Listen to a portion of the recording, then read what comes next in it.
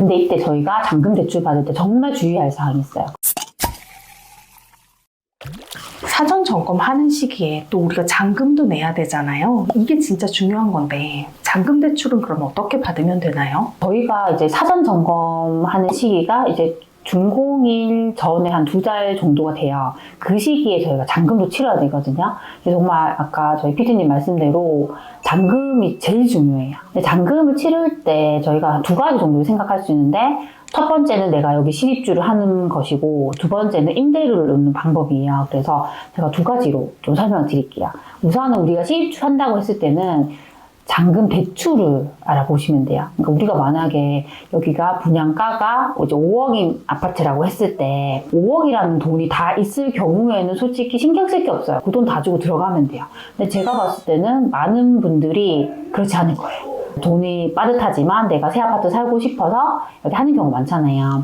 보통 이렇게 흐름을 보면 저희가 만약에 분양을 받았다 했을 때 분양가가 5억이라고 하면 우리가 분양가의 10%를 계약금을 줬을 거예요. 그러면 나머지 90%가 남잖아요. 그걸 이제 입주할 때 잔금을 치러야 된다 생각을 하면 되거든요.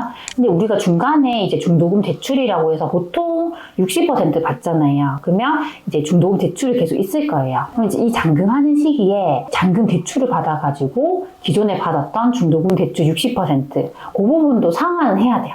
상환을 하고 그러면 이제 잔금 대출 받은 거에서 우리가 중도금 대출 받은 금액이 있을 거고, 상환한 금액이 있을 거고, 내가 계약금 냈던 돈이 있을 거고, 그걸 다 빼게 되면 그만큼 남는 돈을 내가 또 자비로 마련해서 해야지 우리가 이제 그 집에 들어갈 수가 있는 거죠. 근데 이 잔금 대출을 어디에서 알아봐야 되는지 되게 궁금해 하시는 분들이 있더라고요. 근데 이렇게 보통 저희가 사전 점검할 때 가면 각종 그 은행에서 다 나오셔가지고 명함을 주시거든요. 그래서 그런 거 미리 받아놔도 되고, 또 그때 상담도 현장에서 가능해요. 근데 내가 만약에 사전 점검 때 못 갔다 했을 때는 그 입주하는 아파트 인근에 부동산이 많잖아요.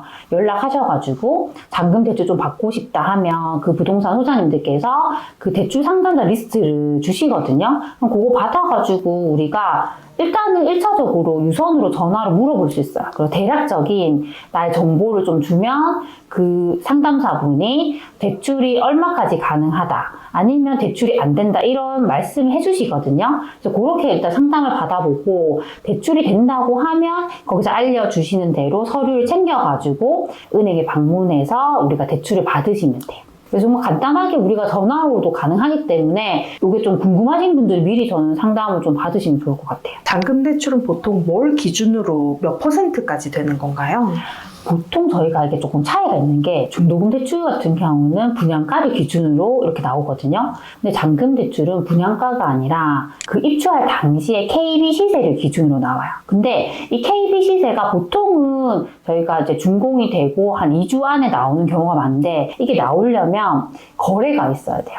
이 분양권이 거래가 있어야지 그걸 기준으로 시세가 책정이 되는데, 만약에 거래가 없을 경우에는 그 주변 신축을 기준으로 감정평가액을 산정을 해가지고 평균을 내거든요. 그래서 그렇게 해서 은행에서 그걸 기준으로 이제 잔금 대출을 해줘요. 그래서 그렇게 좀 생각하시면 좋고, 좀 간단하게 쉽게 말씀드리면 거의 보면 그 주변 신축 가격과 좀 비슷하게 좀 책정될 수 있다. 그렇게 생각하시고 미리 그런 내가 입주하는 아파트 인근의 신축 아파트 가격이 얼마 정도 되지? 이렇게 생각하시면 좋을 것 같고요.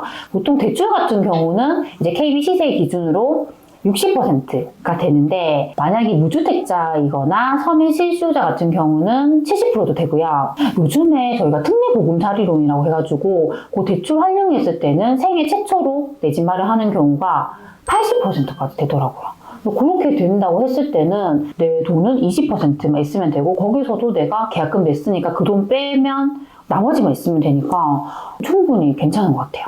근데 이때 저희가 잔금 대출 받을 때 정말 주의할 사항이 있어요. 그게 뭐냐면 DSR이거든요. 근데 DSR이 뭐냐면 총 부채 상환 비율이라는 건데, 쉽게 말씀드리면 만약에 우리가 뭐 신용대출이 있잖아요. 그러면 이 신용대출도 내가 대출을 받을 수 있는 한도 잡히거든요. 그래서 쉽게 말씀드리면 우리가 그런 신용대출이 있다고 했을 때는 잔금 대출이 안 될 수도 있다. 그렇게 생각하셔야 돼요. 그러니까 중도금 대출 같은 경우는 DSR을 안 보거든요.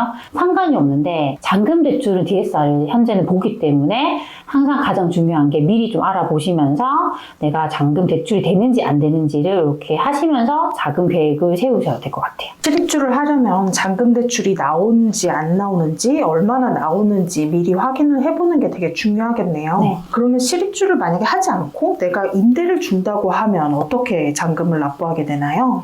저희가 보통 임대라고 하면 전세, 월세가 있잖아요. 제가 우선은 전세에 대해서 좀 말씀을 드릴게요. 이 전세를 맞출 때도 두 가지 전략이 있어요. 정말 초반에 빨리 맞추는 전략, 두 번째는 좀 버티는 전략인데, 초반이라고 했을 때는 보통 저희가 그 입주 지정 기간에 전세 매물을 많이 내놓거든요. 그래서 저는 뭐 입주 준공일로부터 한 두세 달 전? 빨리 좀 맞추는 게 저는 좋다고 생각해요. 저도 이렇게 좀 많이 하고 있는데, 이렇게 할 때 저는 어떻게 하냐면, 이제 네이버 부동산에서 현재 나와 있는 그 아파트의 전세 매물을 보고요.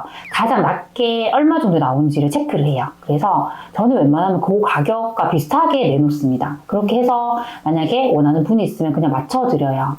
최저가에 그러면 전세를 맞추시는 거네요. 네. 그 시점에. 그럼 네. 좀 아깝지 않나요? 전세가 왠지 좀 더 받고 싶잖아요. 맞아요. 사실은 되게 아까웠어요. 근데 제가 성향이 전 스트레스 받는 걸 되게 싫어해요. 그래서 이렇게 그냥 맞춰버리면 제가 일단 신경을 안 쓰게 되잖아요. 그게 되게 좋았고, 실제로 제가 작년 하반기에 그렇게 전세 맞춘 게 있거든요. 근데 저는 그때는 제가 정말 최저가로 맞췄다고 생각했거든요. 근데 지금까지 아직까지 전세를 못 맞춘 분이 있더라고요. 그래서 그 가격대를 보니까 저는 제가 최저가라고 생각했는데 저보다 더 낮은 가격인데도 아직 전세를 못 맞춘 매물이 있더라고요. 아, 왜 그렇게 된 건가요? 전세가 계속 더 나와서 전세 가격이 시세가 떨어진 건가요? 제가 봤을 때는 이제 작년 하반기부터 금리 인상 계속 이야기가 있었고 하다 보니까 전세에 대한 수요가 없어요. 그래서 그때 부동산 소장님께서도 연락 오시면서 하시는 말씀이 월세로 내놓을 생각 없냐. 월세는 잘 나가는데 전세가 안 맞춰지는 거예요. 그래서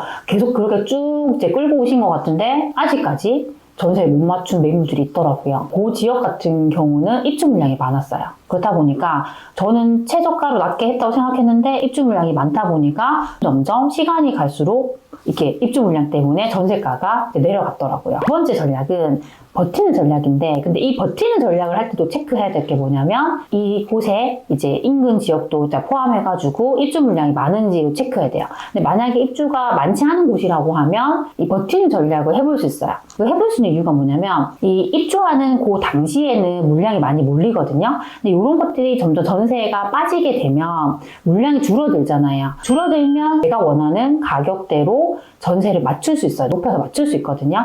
실제로 그런 전략으로 가시는 분도 많았어요.